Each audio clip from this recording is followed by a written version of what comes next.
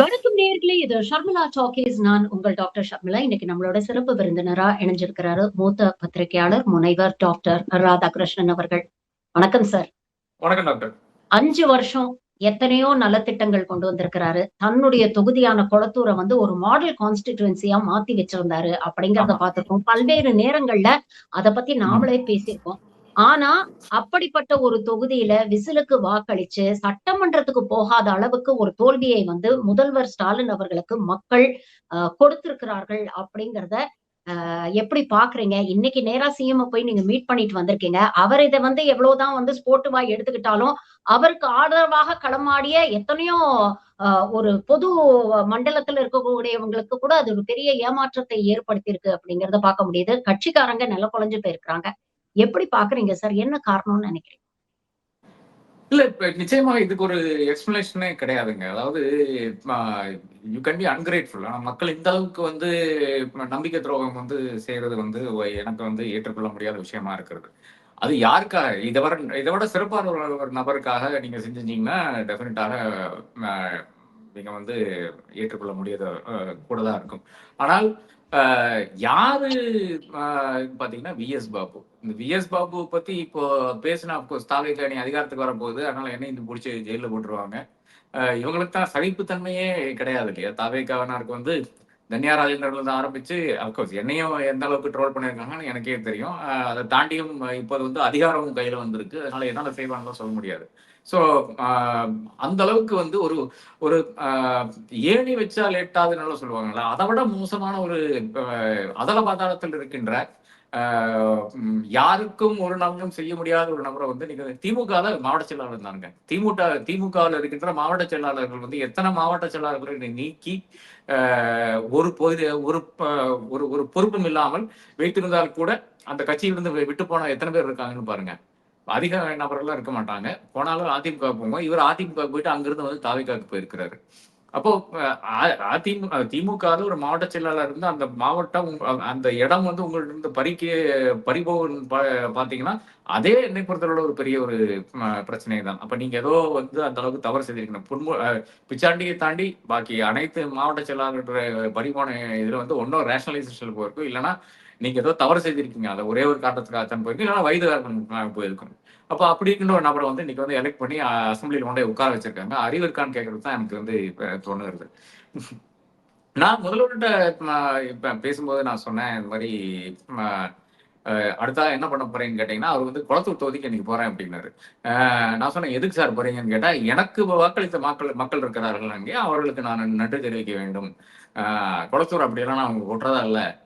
அந்த மக்களுக்கு நான் எப்பவுமே வந்து அவர்கள் கூட இருப்பேன் என்று கூறிட்டு இப்ப கிளம்புறாருன்னு நினைக்கிறேன். அதாவது ஐ திங்க் கவர்னரை சந்தித்த பிறகு வந்து மதியத்துக்கு மேல போவாருன்னு நினைக்கிறேன். அப்போ அந்த அளவுக்கு இன்னமும் ஈடுபாடு இருக்கின்ற ஒரு தலைவராகத்தான் இருக்கிறார். எவ்வளவோ இன்னல்களை சந்தித்து இருக்கிறார். நான் அதுல சில இன்னல்கள் எல்லாம் பார்த்தவன் தான். அவர் வந்து முதல் முறை 1000 லைட்ஸில் தோற்கலானாலும் சரி, அரக்கநாயகத்திட்ட நினைக்கிறேன். அதன் பிறகு வந்து ஜெயித்து வருகிறார். அதன் பிறகு பெரிய ஒரு இன்டர்ன்ஷிப் அவரை பொறுத்தவரை, அதாவது ஒரு 40 வருடம் வருகின்ற இன்டர்ன்ஷிப். அதன் பிறகு வந்துதான் யாராவது முதல்வர் ஆயிட்டார்கள். ஒரு ஓபிஎஸ் முதல்வர் ஆகிறார், ஒரு வந்து இபிஎஸ் முதல்வர் ஆகிறார். சசிகலா நியர்லி முதல்வர் ஆயிட்டாங்க, தேர்ந்தெடுத்தாங்க, ஆனா ஆக முடியவில்லை. அப்படியெல்லாம் ஆன பிறகு 2021 முதல்வர் ஆகிறார். அப்ப அந்த அளவுக்கு ஒரு பெரிய ஒரு 40 வருட இன்டர்ன்ஷிப் ஒரு முதல்வராக இருக்குன்னு பார்க்கும்போது யாருக்குமே இல்லாத ஒரு ஒரு நீண்ட காத்திருப்பு பீரியட். அப்ப எல்லாமே பார்த்த ஒரு மனிதர், எல்லாமே சந்தித்த ஒரு மனிதர் என்ற அடிப்படையில் வந்து அவர் வந்து இதையும் கடந்து போவார் என்பதுதான் என்னுடைய ஒரு அசஸ்மெண்டா இருக்கிறது. அதை தாண்டி மக்கள் கூட ஒரு தெளிவாக முடிவை வந்து இன்னும் கொடுக்கவில்லை என்று நாம் காண்க வேண்டியா இருக்குது. அதாவது ஒரு முறையும் இப்ப திமுக ஒரு முறை அதிகாரத்தில் இருந்ததுன்னா அடுத்த முறை வந்து அவர்கள் வந்து ரொம்ப அதல பாதாளத்துக்கு போயிடுவாங்க. அவருடைய பெர்ஃபார்மன்ஸ் பாத்தீங்கன்னா ரொம்ப மோசமாக இருக்கு. அப்படி கிடையாது இந்த முறை.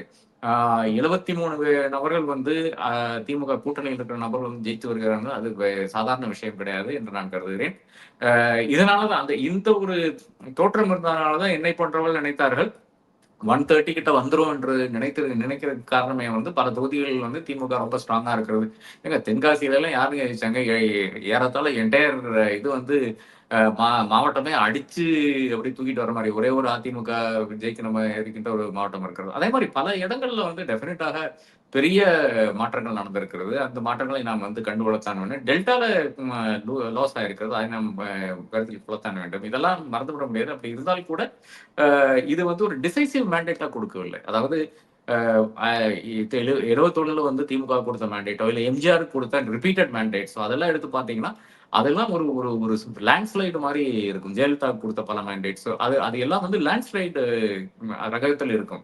2011ல வந்து திமுக வந்து எதிர்க்கட்சியாக கூட வர முடியவில்லை என்று நாம் அறிந்த விஷயமா இருக்கிறது. அப்ப அவ்வளோ நடந்த ஒரு தருணத்தில் தான் இவர் வந்து கிளியராக ஒரு மேண்டேட் வந்து மக்கள் கொடுக்கவில்லை என்றதான் இது. இது லேண்ட்ஸ்லைடும் கிடையாது, ஸ்விங்கிங் ஐ மீன் என்னது வேவும் கிடையாது, ஒன்றும் கிடையாது என்றுதான் நாம் வந்து ஸ்வீப்பும் கிடையாது இது. பட் விஜய் அப்படிங்கிறவருடைய அண்டர் கரண்ட் வந்து எங்கேயோ கணிக்க வந்து தவறிட்டாங்க எதிர்க்கட்சிகள் அப்படின்னு நினைக்கிறீங்களா? எக்ஸிட் போல்ஸ்ல கூட நீங்க பாத்தீங்கன்னா பெரும்பாலான எக்ஸிட் போல்ஸ் வந்து திமுக மீண்டும் ஆட்சி அமைக்கும் அப்படின்னு தான் சொன்னாங்க. ஆக்சிஸ் மை இந்தியா அப்படிங்கிற ஒரே ஒரு எக்ஸிட் போல் மட்டும்தான் வந்து விஜய்க்கு ஃபேவரபிளா இருந்தது. பட் அதையே வந்து நிறைய பேர் அபரேஷன் அப்படின்லாம் பேசணும். எக்ஸிட் போல்ஸ் அப்படிங்கறத பண்றதுல ஏதாவது அர்த்தம் இருக்கா அப்படின்னு எல்லாத்தையுமே மீண்டும் கேள்வி கேட்கக்கூடிய ஒரு ரிசல்ட்டாக இது மாத்தி இருக்குதே அப்படின்னு பாக்குறீங்களா? எப்படி நினைக்கிறீங்க? இல்ல எக்ஸிட் போல்ஸ் வந்து அது ஒரு சயின்டிபிக் மெத்தடா பண்றதுக்கு வாய்ப்பே இல்லை என்றுதான் நான் கருதுகிறேன். ஏனென்றால் அவர்கள் வந்து ஓரளவுக்காச்சும் இது கணிச்சிருக்கணும். அது ஹங் அசம்பிளி என்பது கவனிச்சிருக்கணும். அது வந்து யாரும் கணிக்கவில்லை. ஏதோ ஐ திங்க் ஒரு எக்ஸிட் போல தான் சொல்லி இருக்குது. ஜேவிசி ஸ்ரீராம் வந்து அதிமுகவுக்கு பெரும்பான்மை கொடுத்தார். 4 5 போல்கள் வந்து திமுகவுக்கு பெரும்பான்மை கொடுத்தது. இது நீங்க குறிப்பிட்ட மாதிரி இந்த பிரதீப் ஒரே ஒரு போல் மட்டும்தான் தாவேக்காவுக்கு வந்து 98 to 120 கொடுத்தது. ஆனால் அது அது சயின்டிபிக்கா கிடையாது. அது வந்து எக்ஸிட் போல் கிடையாது. அது வந்து போஸ்ட் போல். அதுல வந்து நிறைய ஸ்லைட் ஆஃப் ஹேண்ட் இருக்குது. என்னை பொறுத்தல வந்து அது வந்து ஒழுங்கா செய்தார்களா அப்படிங்கிற ஒரு சர்வே எடுத்தார்களா என்று நான் டவுட் பண்றேன். ஏனென்றால் அவர் சொல்றாரு 1200 கிலோமீட்டர் வந்து நாங்க சென்றோம். அது இந்த டொயோட்டா இன்னோவானுடைய கணக்கெல்லாம் சொன்னாரு. அது எடுத்து பாத்தீங்கன்னா 40 மணி நேரம் அவங்க வந்து வேலை பண்ணிருக்கணும். அந்த அதை வந்து டிவைட் பண்ணி பாத்தீங்கன்னா 40 மணி நேரம் வேலை பண்ணிருக்கணும். ஒண்ணு. ரெண்டாவது அவர் சொல்றாரு நாங்க வந்து spread across 30 hours across 6 days எல்லாம் சொல்றாரு. அப்ப 6 நாள்ல நீ 6 நாள் ஸ்ப்ரெட் பண்ண ஒரு எக்ஸிட் போல் எல்லாம் நீங்க பண்ண முடியாது. அது பண்றது அன்னைக்கு பண்றதுதான் எக்ஸிட் போல். பாக்கி எல்லாம் வந்து போஸ்ட் போல். அப்ப இந்த மாதிரியான பல முன்னுக்கு பின் முரணான பல தகவல்களை வந்து இவர் கொடுத்து கொண்டே இருந்தார். அப்ப அவர் வந்து என்னை பொறுத்தவரை வந்து ராஜீவ் சர்தேசாய் வந்து லாட்டரி என்று குறிப்பிட்டு கொண்டு ஒரு ட்வீட் வந்து அவர் போட்டிருக்கிறார். அப்ப அந்த ட்வீட் தான் எனக்கும் நானும் சொல்ல வேண்டியதா இருக்கு. அப்ப லாட்டரியை சார்ந்த யாரோ ஒருத்தர் இவரை வந்து சுவாதீனம் பண்ணி அதனால வந்து ஒரு ரிசல்ட்டாக தான் நான் பார்க்கிறேன் தவிர டெஃபினட்டாக அவரை போன்ற நபர்களை வந்து நாளைக்கு எதுக்கு என்டிடிவி இந்தியா டுடே எல்லாம் இவருக்கு இவ்வளவு வந்து இம்பார்ட்டன்ஸ் கொடுத்து இவரை வந்து கொண்டு உட்கார வைக்கணும்னு எனக்கு தெரியல. முழுக்க முழுக்க அன்சைன்டிபிக்ங்க. இப்ப சில நபர்கள் அதாவது தாவேக்காவை பிடித்த நபர்கள் வந்து இவர் சொல்லியிருக்கிறார் லேண்ட் ஸ்லைடு ஸ்வீப் அப்படின்னு எல்லாம் சொல்லியிருக்கிறார்கள். அப்ப அவர்கள் சொல்றதும் ஒண்ணுதானே. அப்ப அவர்கள் சொல்றதுக்கு இவருக்கு இந்த ஆள் சொல்றதுக்கு ஒன்றும் வித்தியாசமே கிடையாது.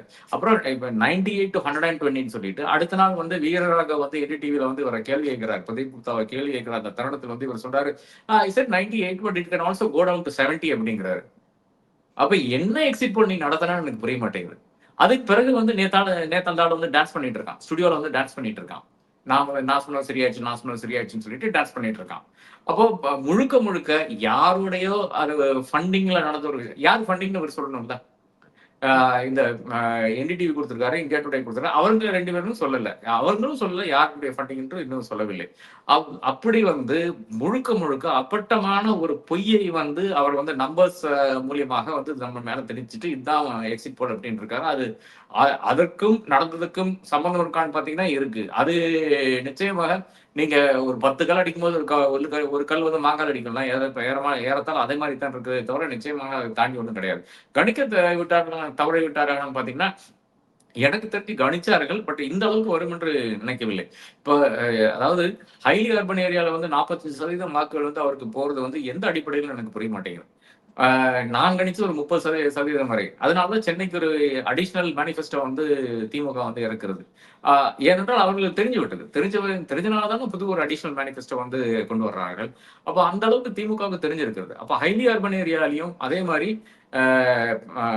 இந்த சிட்டிஸ் நெருக்கன ரூரல் ஏரியாஸ் இது 2 தான் அவருடைய கேட்ச்மெண்டா இருக்கு. இதுலதான் ஏறத்தாழ 70 சீட்டுகள் வந்து அவர்கள் ஜெயிக்கிறார்கள். அப்ப இதுக்கும் ஒரு கோஆர்டினேஷன் நம்ம பண்றதுக்கு கஷ்டமா இருக்கு. என்றால் ஹைலி அர்பன் ஏரியா நமக்கு புரியுது, ஏன் வருதுன்னு புரியுது. அதே நேரத்துல வந்து அர்பன் ஏரியாவுக்கு அருகில் இருக்கின்ற ரூரல் ஏரியா அது என்ன கணக்குன்னு தெரியல. அதாவது not fully rural, not fully urban அந்த மாதிரி ஏரியாவில் ஐ திங்க் 38 சீட் அங்கே ஜெயிச்சிருக்காரு. 32 சீட் வந்து கம்ப்ளீட்லி அர்பன் ஏரியாஸ்ல ஜெயிச்சிருக்காரு. இதுக்கு ரெண்டுக்கும் வந்து ஒரு எக்ஸ்பிளனேஷன் இல்லாத ஒரு தேர்தலாகத்தான் நான் இதை காண்கிறேன். சோசியல் மீடியாவுடைய தாக்கமா இருக்கும்னு நீங்க நினைக்கிறீங்களா சார்? ஏன்னா பல ட்ரெடிஷனல் பிலீஃப்ஸ வந்து இந்த எலெக்ஷன் உடைச்செறிஞ்சிருக்கு அப்படின்னு பாக்குறோம். இருபெரு திராவிட கட்சிகளுக்கு மாற்று அப்படிங்கறத பெருசா மக்கள் ஏத்துக்க மாட்டாங்க அப்படிங்கிற நிலை மாறி இன்னைக்கு எந்த ஒரு மூன்றாவது அணிக்கும் கிடைக்காத ஒரு வரவேற்பு சினிமா நடிகரான விஜய்க்கு வந்து மக்கள் கொடுத்திருக்கிறாங்க. இத்தனைக்கும் அவருக்கு பெரிய பொலிட்டிக்கல் எக்ஸ்பீரியன்ஸ் கிடையாது. களத்துல நீங்க பாத்தீங்கன்னா ட்ரெடிஷனலா பொலிட்டிக்கல் பார்ட்டிஸ் ஃபாலோ பண்ற எந்த நார்ம்ஸையும் அவர் ஃபாலோ பண்ணல. பத்திரிகையாளர்களை அவர் சந்திக்கல. எல்லா தொகுதிகளுக்கும் போய் அவர் பிரச்சாரமும் பண்ணல. பிரச்சார மேடைகள்லயும் பாத்தீங்கன்னா ரொம்ப குறிப்பாக திமுக வெறுப்பு அரசியல் மட்டும்தான் பேசினாரே தவிர பாலிசிஸ் பேசல, ப்ரோக்ரஸ் அப்படிங்கறத பத்தி பேசல, இல்ல அவர் என்ன பண்ண போறார் ஆட்சிக்கு வந்து அப்படிங்கறத பத்தி பெருசா பேசல. இருந்தாலும் ஒரு பெரும்பான்மையான மக்கள் இது வெறும் வந்து ரசிகர்கள் அப்படின்னு சொல்லி நம்ம தள்ளிட முடியாது. அதை தாண்டி பொது ஜனத்துல இருக்கக்கூடிய பெண்களுடைய ஆதரவு, சிறுபான்மையினருடைய ஆதரவு அப்படின்னு ஒரு வெகுஜன ஆதரவையும் அவர் பெற்று ஒரு மேண்டேட்டை வந்து மக்கள் அவர் கையில கொடுத்திருக்கிறாங்க அப்படிங்கும்போது இதை எப்படி நாம புரிஞ்சுக்கிறது? என்ன what has work for Vijay, what did not work for team? இல்ல இது வந்து ஒரு கொஞ்சம் பெர்ஸ்பெக்டிவ் பார்க்க வேண்டும் என்றால் நாம கொஞ்சம் பின்னே சென்று சிந்திக்க வேண்டும். என்னுடைய அப்பாவும் அம்மாவும் வந்து எங்க அப்பா வந்து ரயில்வேல இருந்தாரு, ஸ்டேஷன் மாஸ்டரா இருந்தாரு. ஐ திங்க் அபவுட் 100 120 சம்பளம் அந்த டைம்ல 70களில் சம்பளம். அரிசி வந்து விற்கிற விலை 3 ரூபாயோ 4 ரூபாயோ அப்ப அன்னைக்கு வந்து வித்துட்டு இருந்தது. சிங்கிள் பல்பு தான், இந்த டியூப் லைட் எல்லாம் கிடையாது. அந்த சமயத்தில் டியூப் லைட் எல்லாம் கிடையாது. கஷ்டப்பட்டு வாழ்க்கையை வந்து நடத்தி கொண்டு வந்தவார்கள். அவர்களுடைய மகன் நான். எனக்கு வந்து படிப்பு வருகிறது. அப்பாவும் படிச்சிருக்கிறாரு. பட் அவர் வந்து ரேடார் ஆப்ரேட்டரா போறாரு. ஃபர்ஸ்ட் +2 முடிச்சோன்னா, அதன் பிறகு +2 இல்ல, அப்ப பியூசி தான் முடிச்சோன்னு போறாரு. அதன் பிறகு அவர் படிக்க கிடையாது. அம்மாவும் ஏறத்தாழ அதே மாதிரி தான். எனக்கு படிப்பு எப்படி வருதுன்னு பாத்தீங்கன்னா, அம்மாவும் அப்பாவும் ரொம்ப தெளிவா இருக்கிறார்கள், படிக்க வேண்டும் என்று தெளிவா இருக்கிறார்கள். அதனால வந்து எனக்கு படிப்பு வருகிறது. அதற்கு ஏதுவாக பல விஷயங்கள் வந்து வருகிறது. இங்கேயும் வந்து பலருக்கும் வந்து சோசியல் ஜஸ்டிஸினுடைய இந்த 69% இல்லை என்றால் பலரும் வந்து படிச்சிருக்கவே முடியாது. அப்ப அந்த ஒரு ஜெனரேஷன் ரொம்ப கஷ்டப்பட்டு வந்து முன்னே வருகிறது. அதை கொஞ்சம் ஸ்லைட்டா கை தூக்கி விடுற மாதிரி அரசாங்கங்கள் சில மேட்டர் கொண்டு செய்கிறார்கள். அதற்கு பிறகு என்னுடைய ஜெனரேஷனுக்கு வந்து அதோட அதிகமான பல விஷயங்களும் வந்து வருகிறது. அது ஒவ்வொரு இடத்துலையும் சரி, அதாவது இப்போ ஸ்கூல்ல வசதி செய்து கொடுக்கறதானாலும் சரி, காலேஜ்ல வசதி செய்து கொடுக்கறதானாலும் சரி, இல்ல வேலை வாய்ப்புக்கான அந்த ஆயத்த பணிகள் செய்து வைக்கிறதானாலும் சரி, ஜாப்ஸ் இண்டஸ்ட்ரி க்ரோத் பண்ணனாலும் சரி, இதெல்லாம் என்னுடைய ஜெனரேஷனுக்கு பண்ணி வச்சிருக்கிறார்கள். அப்ப எனக்கும் அது தெரிகிறது. ஒரு அண்ணாமலையுடைய ஜெனரேஷன் கூட அது தெரிகிறது. அண்ணாமலை வந்து பாஜகவுடைய அண்ணாமலை வந்து ஓபிசி ரிசர்வேஷன் இல்லை என்றால் அவர் வந்து படித்திருக்க முடியாது.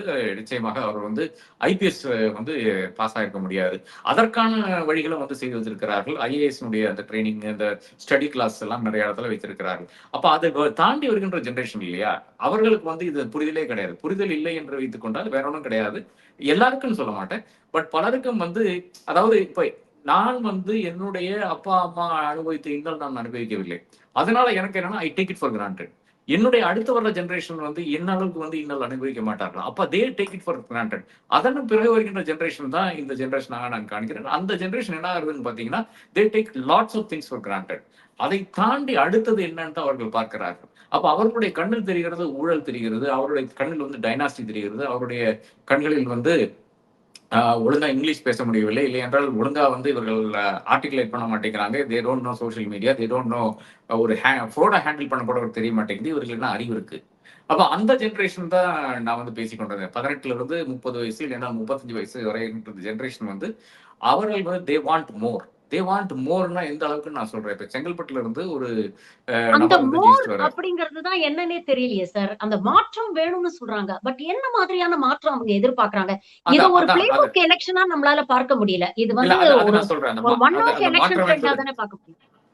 மாற்றம் என்பது என்னன்னு நான் சொல்றேன். அதாவது மாற்றம் என்பது what ever you can be, I also can be. அதான். அதாவது இப்போ செங்கல்பட்டுல இருந்து எனக்கு தெரிஞ்ச ஒரு நபர், அவர் வந்து வாட்ச்மேனா வந்து ஒரு இடத்துல வேலை பார்க்கிறாரு. அவருடைய மகன் வந்து இன்னைக்கு செங்கல்பட்டு வந்து ஜெயிச்சு வர்றாரு. அவருக்கு வந்து பிஇ படித்தவர், ஜெயித்து வந்தவர் வந்து பிஏ படித்தவர், வாட்ச்மேன் ஆப்வியஸ்லி ஸ்கூல்ல படித்தவர் தான். அப்போ இன்னைக்கு வந்து அந்த தந்தையார் நினைக்கிறாரு இவருக்கு வந்து ஒரு மினிஸ்ட்ரி கிடைக்கும் என்று நினைக்கிறார். அதான், அதாவது ஒரு என்னை பொறுத்தளவு வந்து எனக்கு என்ன ஆசை இருக்குன்னு பாத்தீங்கன்னா, ஒழுங்கா ஒரு டீசெண்டா ஒரு ஜேர்னலிஸ்டா இருந்து, இன்னொரு எனக்கு ஒரு 2 வருடம் இருக்கிறது. இதுல இன்னும் கொஞ்சம் நல்லா ஸ்டடீஸ் பண்ணி, இந்த மாரி வீடியோஸ் எல்லாம் பண்ணி, அதன் பிறகு வந்து ரிட்டயர் ஆகணும்னு இது இருக்குது. அடுத்த ஜெனரேஷனுக்கு அதை விட பெரிய ஆக்கிரகங்கள், அதை விட பெரிய ஹோப்ஸ் அண்ட் ஆஸ்பிரேஷன்ஸ் இருக்கு. அந்த ஆஸ்பிரேஷன் என்னன்னு பாத்தீங்கன்னா, எனக்கும் மந்திரி ஆகணும், எனக்கும் ஒரு பெரிய ஆள் ஆகணும், எனக்கும் பெரிய நடிகர் ஆக வேண்டும், எனக்கும் இதாக வேண்டும். ஆனா அதற்காக எந்த அளவுக்கு உழைப்பார்கள் என்று பாத்தீங்கன்னா, இந்த ஒரு வேவ்ல, அதாவது வேவ் என்று வைத்து வைத்தால் ஒரு ஒரு விசில் சின்னம் இருக்கிறதுனால இன்னைக்கு வந்து அவர் வந்து தூக்கிட்டு வந்துருச்சு. அப்ப அந்த விசில் சின்னத்துல அவர் தூக்கிட்டு வந்ததுனால இன்னைக்கு வந்து அவர் நினைக்கிறாரு, அவர் வந்து அமைச்சராக வேண்டும் என்று நினைத்துக் கொண்டிருக்கிறார். அப்ப அதுதான் இன்றைய அந்த வாண்ட் மோர்ங்கிறது அதான். I want to be the same places where you ஆர்ங்கிறதா. I want to be in the same houses. I want to enjoy the same things. I want to be in the same pool. I want to drink the same drink. I want to have the same eats that you have. I want to be in the same 5-star hotels that you frequent. இதுதான் விஷயமா. This is more. But அப்படி ஒரு emotional connect வந்து விஜய் ஏற்படுத்தியிருக்காரு. நம்மளால பார்க்க முடியுது. On ground பார்க்க முடியுது. ஒவ்வொரு நபருக்கும் விஜய சிஎம்மா உட்கார வைக்கணும். அவங்களுக்கு பாலிசிஸ பத்தியோ, அடுத்த 5 வருஷம் அவர் என்ன பண்றாரு அப்படிங்கிற பத்தியோ ஒரு லாங் டெர்ம் விஷன் எல்லாம் இல்ல. விஜய கொண்டு போய் சிஎம் சேர்ல உட்கார வைக்கிறத ஒரு பர்சனல் விக்டரியா அவங்க பாக்குறாங்க. விஜய் ஜெயிச்சா அது நான் ஜெயிச்சா மாதிரி அப்படின்னு தான் அவர் ஆதரவாளர்கள் கிட்ட அந்த போக்கு நம்ம பார்க்க முடியுது. நீங்க சொல்ற ஒரு எக்ஸ்ட்ரீம் என்னால புரிஞ்சுக்க முடியுது.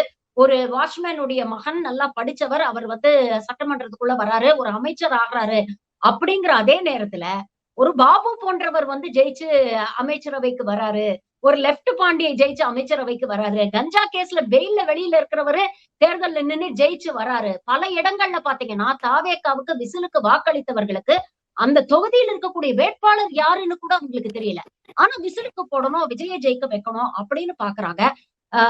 வித் இது ஒரு மேண்டேட், இத கையில தூக்கி குடுத்துட்டாங்க. இந்த 5 வருஷத்துல இது எப்படி ஷேப் அப் ஆக போகுது அப்படிங்கிறதையும் நம்ம பார்க்க வேண்டியிருக்கு. 15 நாள்ல ஆட்சி அமைக்கிறோம் அப்படின்னு இன்னைக்கு இமெயில் அனுப்பிச்சிருக்காரு. என்ன பெர்மிட்டேஷன் காம்பினேஷன்ஸ் இருக்கு? இதுக்கப்புறம் என்ன நடக்கும் அப்படின்னு நம்ம எதிர்பார்க்கலாம். இல்ல இன்னும் வந்து ஆட்சி அமைக்கவில்லை. 5 வருஷம் இது ஓடுறதெல்லாம் கொஞ்சம் கடினம் தான். ஆனால் அதை தாண்டி அப்கோர்ஸ் இது நீங்க சொன்னது உண்மைதான். எல்லாரும் வந்து விஜய் கொண்டு வந்து உட்கார வைக்கணும் என்பதுல வந்து அவர்கள் வந்து துல்லியமாக இருந்தார்கள் என்பதில் யாருக்கும் மாற்று கருத்து கிடையாது. என்னுடைய அலுவலகத்திலே இருக்கின்ற ஒரு நண்பர் இருக்கிறார், இளைஞர். அவர்கிட்ட நீங்க வந்து பாலிசிஸ் ப்ரோக்ராம் எல்லாம் பேச முடியாது. நீங்க வந்து இவ்வளவுதான் சார், ஓட் போடுங்க சார், அப்புறம் பாத்துக்கலாம். அந்த அப்புறம் பாத்துக்கலாங்கிறது வந்து எப்படின்னு இப்ப நான் வந்து இலங்கையில் இருந்த நண்பர் வீரகேசியில் இருக்கிற நண்பர்களுக்கு ஒரு பேட்டி கொடுத்தேன். அப்ப அவர் கேட்டார், இந்த மாதிரி கச்சத்தீவு பற்றி என்ன நினைப்பாரு, இலங்கையில் இருக்கிற தமிழர்களுடைய பிரச்சனை பத்தி என்ன நினைப்பாருன்னு கேட்டா, நான் அவர்கிட்ட சொன்னேன், அந்த புரிதல்லாம் இருக்காது. இலங்கையில் இருக்கின்ற ஒரு பெண்மணி தான் இவரை வந்து மணந்தார் என்று இருந்தால் கூட அதை தாண்டி ஒரு புரிதல் இப்போ வந்து வடகிழக்கின்ற தமிழர்களுக்கும் இலங்கை கொழும்பு தமிழர்களுக்கும் மலையாள தமிழர்களுக்கும் இருக்கிற வித்தியாசம் எல்லாம் அவருக்கு தெரியும். எனக்கு டெஃபினட்டா எனக்கு தெரியாது. இலங்கையில தமிழர் இருக்கார் என்ற விஷயம் வந்து டெஃபினட்டாக விஜய்க்கு தெரியும். அதே மாதிரி கச்சத்தீவு எங்க இருக்குது, அது பிரச்சனை என்னன்னு யாருக்கும் தெரியாது. பட் அதுக்கு ஒரு வெங்கட்ராமன் இருக்காருன்னு எடுத்துக்கொள்ளுங்களேன். மயிலாப்பூர்ல இருக்கிற வெங்கட்ராமனுக்கு வந்து ஏறத்தாழ 16,000 மீனவர்கள் வந்து இன்னைக்கு வாக்கு கொடுத்து அவர்களை வந்து வெற்றி செய்ய வச்சிருக்கிறாரு. அவருக்கு ஓரளவுக்கு தெரியும் என்று எடுத்துக்கொள்ளலாம். அவர் அருகில் இருக்கிறவர்கள் வந்து ஒழுங்காக வழி நடத்தினால் ஓரளவுக்கு வந்து இது பிரச்சனை இல்லாமல் போகும். ஆனா எங்கிருந்து சப்போர்ட் வரும்னு இருக்கு இல்லையா? அப்கோர்ஸ் பாலாஜி சாருடைய கட்சி வந்து சொல்லிடுச்சு, இல்ல முடியாதுன்னு சொல்லிடுச்சு. இன்னைக்கு திமுக அலுவலகத்தில் சென்று அவருக்கு வந்து சப்போர்ட் கொடுத்திருக்காங்க. விடுதலை சிறுத்தைகள் வந்து திமுக கூட தான் இருக்கும் என்று மிக தெளிவாக கூறிவிட்டார்கள். இடதுசாரிகளும் போறக்கான வாய்ப்பில்லை என்றுதான் இப்போது வரை இருக்கின்ற தகவலா இருக்கிறது. எனக்கு தெரிஞ்சு போக மாட்டார்கள். ஒரு அது என்னன்னா, இவர் ஒரே ஒரு நபரை நம்பித்தான் போக வேண்டியதா இருக்குது. இப்ப திமுக என்று எடுத்து விட்டால் நாளைக்கு ஒரு மு.க. ஸ்டாலின் இல்லை, ஒரு உதயநிதி இல்லை என்றால் கூட ஒரு கனிமொழி இருக்கிறார்கள். எத்தனையோ நபர்கள் இருக்கிறார்கள் அந்த கட்சியில் இருக்கிறது. அப்ப அந்த கட்சி என்பது அந்த கட்டமைப்பையோ அந்த கட்சியோ வந்து யாரும் வந்து டவுட் பண்ணவில்லை என்பது முக்கியமான விஷயமா இருக்குது. அதிமுகவும் அப்படியே தான். நாளைக்கு எடப்பாடி இல்லைன்னா இன்னொரு தலைவர் வந்து உட்கார போறாரு. அது தங்கமணியா இருக்கலாம், வேலுமணியா இருக்கலாம், வேற யார் வேணாலும் இருக்கலாம். ஒரு பிரச்சனையும் கிடையாது. அப்ப இந்த ஒரு நபரை நம்பி நீங்க அங்க போய்விட்டால், இனி இப்ப அடுத்தது வந்து ஒரு வருடத்தில் வந்து அந்த ஆட்சிக்கு வந்துட்டால், இன்னும் 2 வருஷத்துல அந்த ஆட்சிக்கு வந்துட்டால், அடுத்தது என்னன்ற கேள்வி நிச்சயமா இருக்கிறது. எங்க போக முடியும்? இது இருக்கிறது. இப்போதைக்கு இது போய்கொண்டுதான் இருக்கும் என்று நான் கருதுகிறேன். ஆனால் அதை தாண்டி ஒண்ணு வந்து இந்த அரசாங்கத்தை டெஃபினட்டாக ஃபார்ம் பண்ணிடுவார்கள். அதுல எனக்கு மாற்று கருத்து இல்லை. ஏனென்றால் அதிமுகவும் திமுகவும் டெஃபினட்டாக இந்த அரசாங்கத்தை வந்து வீழ்த்தாது. அவர்களை பொறுத்தவரை. ஆனால் இப்போது இந்த அரசாங்கத்தை வீழ்த்தி விட்டால் மறுபடியும் ஒரு தேர்தல் சந்திக்க வேண்டிய அந்த நிலைமை வந்தால் 100% வந்து அவர் வந்து ஒரு 180 என்ற வாக்கள் வந்து ஜெயிச்சு வந்துருவார். அப்ப அந்த ஒரு அதற்கு மாறாக இது தமிழகத்தில் இருக்கிற ஒரு தனித்துவம் தான் நான் பார்க்கிறேன். தமிழகம் தன்னையே காப்பாற்றிக் கொள்ளும் என்று நான் நினைக்கிறேன். அதனாலதான் இவருக்கு மெஜாரிட்டி கொடுக்கவில்லை. அப்ப தமிழகம் காப்பாற்றிக் கொள்ளும் என்றால் எங்களுடைய ஆட்சியை பார்ப்போம். ஆட்சி நல்லா வந்தால் அவரே வந்து ஒரு வருடத்துல கலைக்கலாம். அவரே வந்து ஈ can recommend to the governor ஒரு வருடத்துல ப்ளீஸ் கலைச்சு புது இது நடத்தலாம் அப்படின்னு சொல்லிட்டு 6 மாசத்துக்குள்ள, அதன் பிறகு 6 மாசத்துக்குள்ள தேர்தல் நடத்த வேண்டும், தாராளமாக நடத்தி விடலாம். இல்லை, அவர் வந்து ரொம்ப சொதப்பினால் இவர்கள் அசம்பிளியில தாராளமாக ஒரு வாக்கெடுப்பு எடுத்து விட்டு வீட்டுக்கு அனுப்பலாம். இது 2 பாசிபிலிட்டி தான் இருக்கிறது. எது நடக்கும் என்பது நமக்கு இப்போது கணிக்க முடியாது. ஒரு தேர்ட் பாசிபிலிட்டி நல்லதே யோசிச்சு நடக்கும் என்று பார்க்கலாமா கணிக்கும். சார்? 2029 வரைக்கும் இந்த ஆட்சியை எப்படியாவது பின்னிருந்து அதிமுகவுடைய ஆதரவோட இவங்க ஆட்சியை நடத்திட்டு 2029ல ஒரே நாடு ஒரே தேர்தல் அப்படின்னு கொண்டு வரதுக்கான வாய்ப்புகளை அந்த பாசிபிலிட்டியும் யோசிச்சு பார்க்கலாமா? ஏன்னா நிறைய விஷயங்கள் தொடர்ந்து நிறைய பேர் பேசுனது திமுக இல்லாம வேற யார் ஆட்சியில வந்து உட்கார்ந்தாலும் அது நேரடியாகவோ மறைமுகமாகவோ பாஜகவுடைய ஆட்சியா தான் இருக்கும்னு. இன்னைக்கு பாத்தீங்கன்னா என்டிஏ வந்து வெஸ்ட் பெங்கால்ல மிகப்பெரிய வெற்றி பெற்றிருக்கிறாங்க, அசாம்ல வெற்றி பெற்றிருக்கிறாங்க. ஆனா அதை கொண்டாடுவதை விட விஜயுடைய வெற்றியை தான் அவங்க ரொம்ப பலமா கொண்டாடுறது வந்து நம்ம சோசியல் மீடியால எல்லாம் பார்க்க முடியுது. சோ அதற்கான பாசிபிலிட்டிஸ் இருக்கா? பாஜக இனிமேல் கொடுக்கக்கூடிய அழுத்தங்களை இவர் எப்படி எதிர்கொள்ள போகிறார் அப்படிங்கறதையும் பார்க்கணும் இல்லையா? நிச்சயமா இதெல்லாம் பிரச்சனையாகத்தான் நான் காண்கிறேன். பட் இந்த இந்த ஆட்சியை பொறுத்தவரை எனக்கு தெரிஞ்சு 100% அதிமுக வந்து இதுக்கு வந்து துணை போகாது. அதிமுக வந்து தெளிவாக தெரிந்து விட்டது. அவர்களுக்கும் சான்ஸ் இருக்கிறது. ஆட்சிக்கு வரக்கூடிய அந்த சான்ஸ் இருக்கிறது. இவர்கள் சொதப்பினால் அடுத்து வந்து அதிமுக இல்லைன்னா திமுக என்பதுதான் தமிழகத்தில் இதுவரை இருந்திருக்கிறது. அதுக்கே அது வரக்கூடிய சான்ஸ் இருக்கிறது. ஏனென்றால் இதுவரை வந்து அதிமுக ஜெயித்த சீட் எடுத்து பாத்தீங்கன்னா அது தன்னுடைய அந்த மெயின் கேட்ச்மெண்ட்ல இருக்கிற சீட்ஸ் எல்லாம், அதாவது கவுண்டர் கார்பெட்ல இருக்கிற சீட்ஸ் எல்லாம் அவர்கள் வந்து ஜெயித்திருக்கிறார்கள். அதனால வந்து ஒரு தாராளமாக 118 தாண்டி விட்டுறலாம். அடுத்த தேர்தலில் வந்து தாண்டக்கூடிய அந்த ஒரு வலிமை வந்து டெஃபினட்டாக அதிமுக இருக்குன்ற அதிமுக நம்பலும். அப்ப அதிமுகவுக்கும் இந்த அரசாங்கம் இருக்கட்டும், இவர்கள் வந்து சொதப்பட்டும் அதன் பிறகு வந்து நாம் வந்து உட்கார்ந்துடலாம் என்ற அந்த இதுலதான் அப்ரோச்ல இருப்பார்கள். பாஜகவும் அதே மாதிரி தான் இருக்கும்னு நினைக்கிறேன். பாஜகவுக்கும் இப்ப வந்து என்ன செய்யறதுன்னு தெரியாம ஒரு இடத்துல வந்து உட்கார்ந்து கொண்டு இருக்கிறார்கள். ஒரு 4ல இருந்து 1 ஆயிடுச்சு. ஏதோ பெரிய ஒரு 4ல இருந்து 40 ஆகும்னு நினைச்சா அது வந்து 4ல இருந்து 1 ஆயிடுச்சு. இதுல அண்ணாமலையினுடைய பங்கு எவ்வளவு தெரியாது. பட் என்னை பொறுத்தவரை டெஃபினட்டாக இது வந்து விஜய் அந்த இடங்கள்ல நிக்கிறதுனாலதான் பிரச்சனை என்று நான் கருதுகிறேன். எங்கள் கோயம்புத்தூர் நாட்டுல வந்து விசில் தான் ஜெயிச்சிருக்கிறது. ஐ திங்க் சாத்தூர்ல கூட விசில் தான் ஜெயிச்சிருக்குன்னு நினைக்கிறேன். அப்போ வந்து இந்த சீட்டுகள் எல்லாம் மொடக்குறிச்சியும் விசில் தான் நினைக்கிறேன். அப்போ ஊட்டியில மட்டும்தான் அவர்கள் தனித்து நின்று போட்டி எடுத்து ஜெயிச்சு வந்திருக்கலாம். அப்போ என்னை பொறுத்தவரை பாஜகவுக்கும் ஒரு பெரிய ஒரு லவ் லாஸ் கிடையாது. என்ன பண்ணி தொலைட்டோங்கிற அந்த ஒரு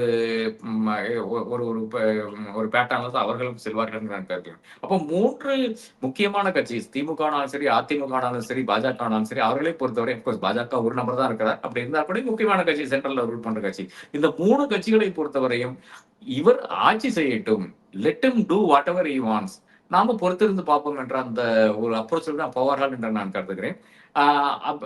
அதனால வந்து they won't pull him down. இப்போ வந்து பெரும்பான்மை நிரூபிக்க வேண்டும். அந்த ஒரு தருணத்தில் என்ன பண்ணுவாங்கன்னு பாத்தீங்கன்னா, ஸ்பீக்கர் எலெக்ஷன் எடுத்துக்கல, அதுல வந்து இவர்கள் 2 பேரும் வெளிநடப்பு செஞ்சாலும் முடிஞ்சு போச்சு.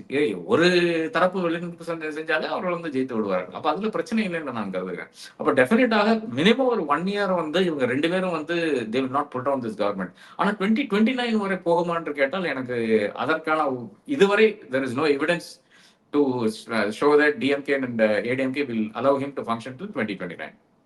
சரி, கூட்டணிகள் எந்த கூட்டணிகள்ல இருந்து அவர் எம்எல்ஏஸ் எடுக்க போறாரு அப்படிங்கிற ஒரு கேள்வி இருக்கு. இந்த பக்கம் காங்கிரஸ் போயிடும் அப்படிங்கிற ஒரு பேச்சு இருக்கு, அந்த பக்கம் பாமக போயிடும் அப்படிங்கிற பேச்சு இருக்கு. என்ன பண்ண போறாருன்னு நினைக்கிறீங்க? டெஃபினெட்லி 5+4 வாய்ப்பு இருக்குது. அது 5 என்றால் இங்க காங்கிரஸ் போறதுக்கான வாய்ப்பு இருக்கிறது. ஏனென்றால் ஏற்கனவே வந்து காங்கிரஸ்காரர்கள் ரொம்ப எப்படியாச்சும் மந்திரி ஆயணும் என்று நினைத்து கொண்டிருக்காரு. இந்த எம்எல்ஏஸ் கிடையாது. அப்கோர்ஸ் மாணிக்கன் தாகூரும் இவரும் பிரவீன் சக்கரவர்த்தி தான் இதுக்கு வெயிட் பண்ணி கொண்டிருக்கிறார்கள். அது ஒரு பக்கம். அப்ப 5 பேர் போயிட்டாங்கன்னு எடுத்துக்கொள்ளாரு. அந்த பக்கம் போயிட்டாங்கன்னு வச்சுக்கலாம். இன்னொரு 5 பேர் தேவைப்படுது. அதுல வந்து பாமக எப்படி செல்லும்? அதாவது அன்புமணியை வந்து இன்னைக்கு இப்பதான் வந்து எம்பியா எடுத்திருக்காங்க. அவருக்கு அடுத்து ஒரு மந்திரி சபை கிடைக்கிறதுக்கு வாய்ப்பு இருக்கிறது. அப்ப அங்க வந்து மந்திரியா இருந்துட்டு, ஹஸ்பண்ட் மந்திரியா இருந்துட்டு, இங்க வந்து வைஃப் மந்திரியா இருக்க முடியுமா? சௌமியா மந்திரி ஆக்க முடியுமா? முடியாது. அப்ப அங்க ஒரு கூட்டணி, இங்க ஒரு கூட்டணி.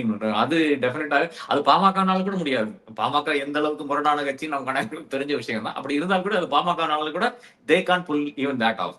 அப்போ அது ஒரு டிசிஷன் எடுக்க வேண்டிய ஒரு கட்டாயத்துக்கு அவங்க இருக்கிறாங்க. என்னை பொறுத்தவரை அன்புமணி அதுதான் பிரிஃபர் பண்ணுவார். அங்க ஒரு அமைச்சரவை கிடைச்சா நல்லா இருக்கணும். இல்லை என்றால் இந்த போபால் மெடிக்கல் காலேஜ் கேஸ் இருக்கு, பெரிய பிரச்சனை. அதெல்லாம் அவர் வந்து அவருக்கு அதுல பெரிய இன்னல்கள் வரக்கூடிய அந்த வாய்ப்பு இருக்கிறது. அப்போ பாமக வரவில்லை என்றால் அப்புறம் தர்ம சங்கடம் தான். வேற யாரும் வர்றதுக்கு வாய்ப்பு இல்லை. ஒரு நபர், 2 நபர். மதிமுக ஒரே ஒரு நபர் தான் ஜெயிச்சிருக்கிறாரு. தேமுதிக ஒரே ஒரு நபர் தான் ஜெயிச்சிருக்கிறாரு. பாஜக ஒரே ஒரு நபர் தான் ஜெயிச்சிருக்காரு. ஆனா பாஜக நபர் வந்து சேர்றதுக்கு வாய்ப்பே கிடையாது. அப்ப இந்த 2 நபர்கள் தான் இருக்கிறார்கள். அப்ப கூட 7ன்னு எடுத்தா கூட பாக்கி இருக்கின்ற நம்பர் தேவைப்படுது. பாக்கி ஒரு 3 பேர் தேவைப்படுகிறார்கள். உங்களுக்கு எங்காச்சும் நம்பர்ஸ் இருந்ததுன்னா கொஞ்சம் அனுப்பி விடுங்க. அப்படி தான் ஒரு 3 நபர்கள் வருவார்கள் என்று நான் கருதுகிறேன். இஷ்யூ பேஸ்ட் சப்போர்ட் குடுப்பாங்களா சார்? அப்படி அவர் அத ஏத்துக்கிட்டாருன்னா, விஜய் கொள்கை எதிரியோட சப்போர்ட்ட ஏத்துக்கிறாரே அப்படிங்கிற ஒரு விமர்சனம் வராதா? இல்ல கொடுக்க மாட்டாங்க. அப்படி சப்போர்ட் எல்லாம் ஒண்ணும் கிடையாதுங்க. வாக் அவுட் பண்ணுவாங்க. வாக்கெடுப்பு சமயத்தில் வந்து இவர்கள் வந்து ஆட்சியை வந்து கவுக்க மாட்டார்கள். விஜய் வந்திருக்கிறாரு. We respect the mandate. நீங்க கவர்ன் பண்ணுங்க. நாங்க என்ன ஒத்துழைப்பு வேணாலும் தர்றோம் அப்படின்னு சொல்லிட்டு இவர்கள் வந்து வெளியே நின்றுவார்கள். அந்த அந்த மாதிரி சப்போர்ட் எல்லாம் திமுகவும் கொடுக்காது, அதிமுகவும் கொடுக்காது. அவர்களுக்கு நம்மளை விட இந்த அரசியல் கொஞ்சம் நன்றாக தெரியும் என்று நான் கருதுகிறேன். அதனால அவர்கள் வந்து பொறுத்திருந்து பார்ப்பார்கள். அதான் வெயிட் பண்ணி பார்ப்போமே தான். அவ்வளவுதான். I think the real litmus test for Vijay begins now அப்படின்னு தான் நினைக்கிறேன். இந்த ஆட்சியில வந்து ஆட்சி அமைச்சதுக்கு அப்புறம் அவர் என்னென்ன சவால்களை எதிர்கொள்வாருன்னு நீங்க நினைக்கிறீங்க? நெறைய ப்ராமிசஸ், இன்ஃபாக்ட் ரொம்ப அன்ரியலிஸ்டிக் ப்ராமிசஸ் நெறைய குடுத்திருக்கிறாரு. இதெல்லாம் நிறைவேற்ற வேண்டிய ஒரு தேவை இருக்கு. எதிர்க்கட்சிகள், அதுவும் திமுக எதிர்க்கட்சியா வந்து உட்கார்ந்தாங்கன்னா, எப்படி அரசியல் பண்ணுவாங்க அப்படிங்கிறது நம்ம எல்லாருக்குமே தெரியும். வழக்கம் போல மோடி எப்படி நேருவ குறை சொல்றாரோ, அந்த மாதிரி திமுக மீது பழிய போட்டுட்டு எஸ்கேப் ஆகலாம் அப்படிங்கிற பாசிபிலிட்டி, அப்படிப்பட்ட ஒரு டாக்டிக்க கையில எடுப்பாரா? இன்னமும் அது ஒர்க் ஆகும்னு நினைக்கிறீங்களா? ஏன்னா தேர்தல பொறுத்தவரைக்கும் ஆட்சிய பிடிக்கிறதுக்கு வரைக்கும் அது அவருக்கு நல்லா ஹெல்ப் பண்ணியிருக்கு அப்படிங்கிறத பார்க்கிறோம். இதுக்கப்புறம் அது ஒர்க் ஆகும்னு நினைக்கிறீங்களா? என்னென்ன சவால்கள்? இல்ல அது ஒரு ஹனிமூன் பீரியட் இருக்கத்தான் செய்யும். மக்கள் வந்து நீங்க ஒரு ஒரு ஃபர்ஸ்ட் ஒரு 3 மாசம் நீங்க என்ன சொன்னாலும் மக்கள் வந்து கேட்டுப்பார்கள். அதுல யாருக்கும் மாற்று கருத்து இருக்காது. ஆனா பேஷன்ஸ் கிடையாது. நம்மளை விட இப்ப எனக்கு இருக்கிற பேஷன்ஸ் வந்து என்னுடைய அடுத்த ஜெனரேஷன் கிடையாது. அப்ப அந்த அடுத்த ஜெனரேஷன் தான் உங்களுடைய கேட்ச்மெண்டா இருக்கும்போது, அவர்கள் வந்து நேற்றே நீங்க எல்லாம் செஞ்சு முடிக்கணும்னு நினைப்பார்கள். நேற்றே வந்து பாலும் தேனும் ஒழுகணும்னு நினைப்பார்கள். அது இல்லாத ஒரு பட்சத்தில் தான் பிரச்சனை வரும் என்று நான் கருதுகிறேன். என்ன நம்மளுடைய ஹீரோவா இருந்துட்டு இது கூட சால்வ் பண்ண முடியலையா?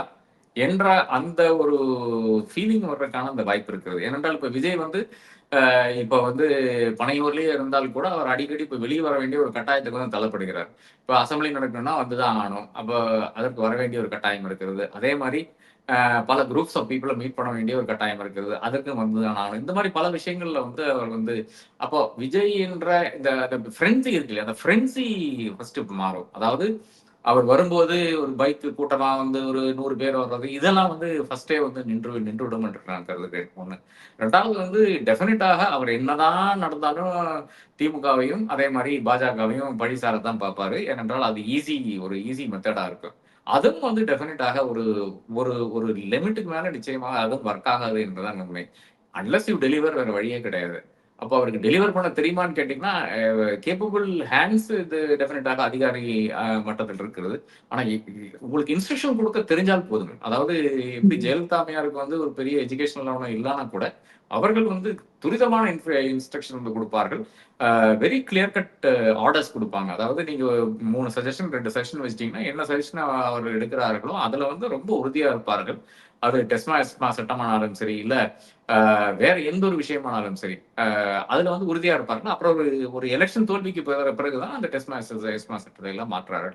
அப்ப அந்த அளவுக்கு இவருக்கு அந்த டிசைசிவ்னஸ் இருக்கான்னு பார்த்தீங்கன்னா, என்ன பொறுத்தவரையில இவர் வந்து பெபேன்னு தான் இருக்கிறாருன்னு தான் நான் பார்க்கிறேன். அப்ப அதனால பிரச்சனைகள் பலதும் வர்றதுக்கான வாய்ப்பு இருக்கிறது. அது பொறுத்திருந்து தான் பார்க்க வேண்டும்.